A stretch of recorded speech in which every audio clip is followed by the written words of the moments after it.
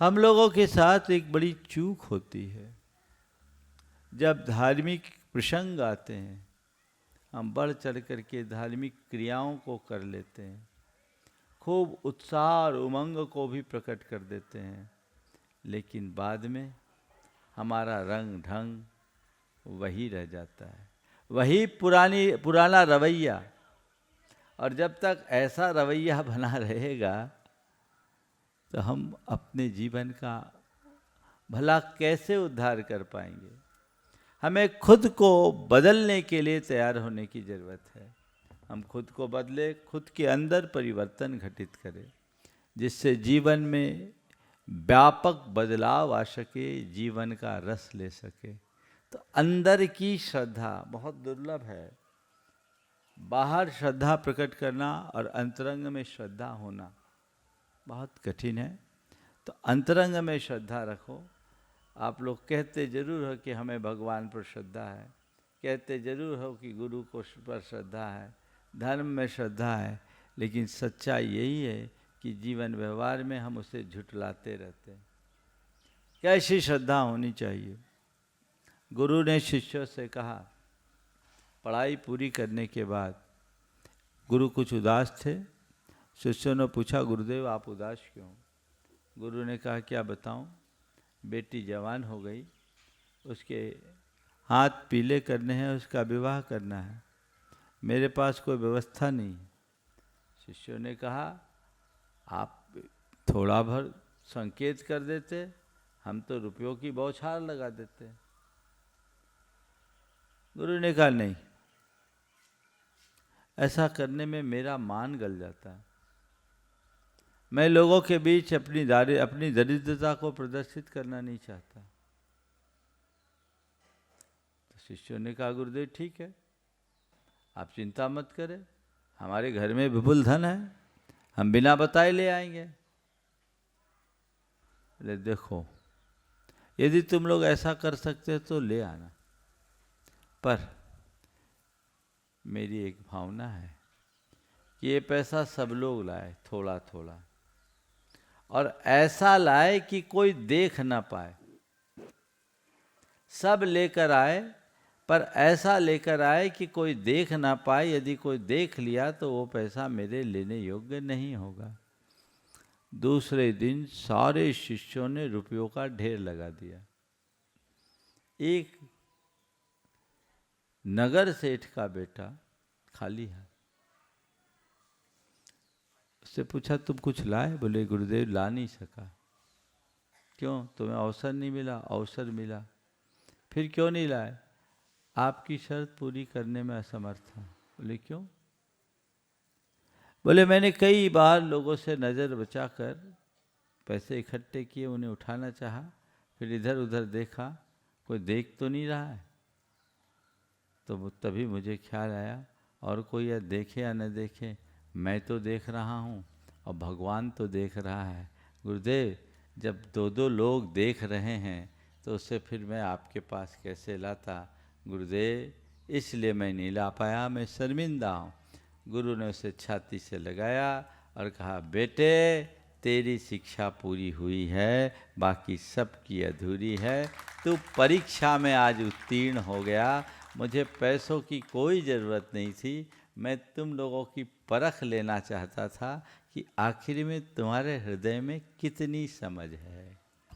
बोलो, अपनी श्रद्धा को टटोलो। क्या स्थिति है हमारी? हम ऊपर से तो सब चीज़ें प्रदर्शित कर देते हैं, जब तक वह भीतर से प्रकट न हो तब तक उनका कोई अर्थ है नहीं। इसी प्रकार भक्ति का मतलब क्या है? भक्ति केवल आगे पीछे घूमने का नाम नहीं है। भक्ति का मतलब है आंतरिक अनुराग, भाव विशुद्धि युक्त अनुराग। अगर किसी के प्रति अनुराग होता है तो हृदय उससे के पास बैठने को उमड़ता है, उसके आदर्शों को आत्मसात करने की ललक प्रकट होती। ये उमंग और ये उमड़न अंतरंग में प्रकट होनी चाहिए। गुणानुराग वास्तविक भक्ति, वो अंदर आएगा तो हमारे जीवन में गुणात्मक परिवर्तन हुए बिना नहीं रहेगा। अपने जीवन में बदलाव लाना चाहते हैं तो वैसी भक्ति प्रकट करो। अभी दिखने वाली भक्ति तो बहुत दिखती है, उसमें कोई कमी नहीं है। जब नंबर आ जाए तो साडम वाले, गोमिया वाले, पेटरवार वाले एकदम आगे पीछे रीच जाते हैं। संख्या भले कम है पर दिखता तो बहुत है। पर मैं भगवान से प्रार्थना करता हूँ, भगवान जो बाहर दिख रहा है वो भीतर भी खिले, है ना। जो बाहर दिख रहा है वो भीतर भी खिले। जब भीतर खिलेगा तभी जीवन निखरेगा। इसलिए हमें चाहिए कि हम अपने आप को भीतर से बदलने के लिए सचेष्ट रहें। जब तक वो धारा नहीं होती तब तक हम अपना उद्धार नहीं कर सकते। तीसरी बात है सेवा।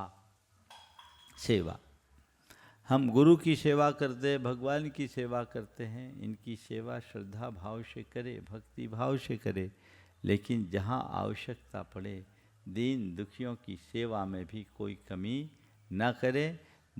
दीन दुखियों की सेवा भी एक प्रकार से भगवान की सेवा के समान है। जहाँ जैसा अवसर आ जाए सेवा भाव जागृत रहना चाहिए। आजकल सेवा भाव में बड़ी कमी होने लगी क्योंकि हमारी संवेदना क्षीण हो गई। अब दूसरों की सेवा तो बहुत दूर की बात है, घर वालों की सेवा करना भी लोगों के लिए बहुत कठिन सा हो गया। पहले सेवा भाव हमें संस्कारों में मिलते थे। किसी को खांसी चलती थी तो बाजू वाला उसकी पीठ सहलाने लगता था, चाहे वो कोई हो। और अब खांस के वो कितना भी हाँप ले, बाजू वाला अपना मोबाइल ही चलाता मिलेगा, उसको कुछ नहीं होगा। और ज़्यादा डिस्टर्ब होगा तो एक आध बार देखेगा और कहेगा डॉक्टर को दिखा लो, कोई दवाई ले लो। ये संवेदना की हीनता है। सेवा का संबंध अंतरंग से होना चाहिए, आत्मीय होना चाहिए। वो भावना अपने भीतर जगनी चाहिए। मैंने देखा कि अगर किसी बच्चे को आज पाँव दबाने को कह दे तो वो जल्दी से राजी नहीं होता, क्योंकि उसने अपने पिताजी को किसी पाँव दबाते देखा नहीं, तो खुद पाँव कैसे दबाएगा। आप जो करेंगे आपकी पीढ़ियाँ उसे ही दोहराएगी। तो सेवा की परंपरा आपके घर से होनी चाहिए और बाहर तक निकलना चाहिए। और इसके साथ है समर्पण। समर्पण का मतलब है जहाँ अपना कुछ नहीं, जो कुछ है सो तेरा, तेरी इच्छा मेरी इच्छा, तेरा निर्णय मेरा निर्णय, तेरी समझ मेरी समझ। जो आपने कहा वो मैंने किया, बस ये समर्पण का भाव होता है। जब हम अपना हृदय भगवान के आगे, गुरु के आगे समर्पित कर देते हैं तो उसी क्षण हम अपनी इच्छाओं से मुक्त हो जाते हैं। फिर उनकी इच्छा ही मेरी इच्छा बन जाती है, उनका निर्णय ही मेरा निर्णय बन जाता है, उनकी बुद्धि ही मेरी बुद्धि हो जाती है। वही सब कुछ बन जाते हैं। जिसके हृदय में ऐसा समर्पण भाव आ गया तो जीवन निहाल हो गया। हमारे यहाँ दो प्रकार की भक्ति बताई गई है। एक है शरणागति भक्ति और दूसरी है शरणम प्रपद्ये भक्ति। शरणागति और शरणम प्रपद्ये में क्या अंतर है?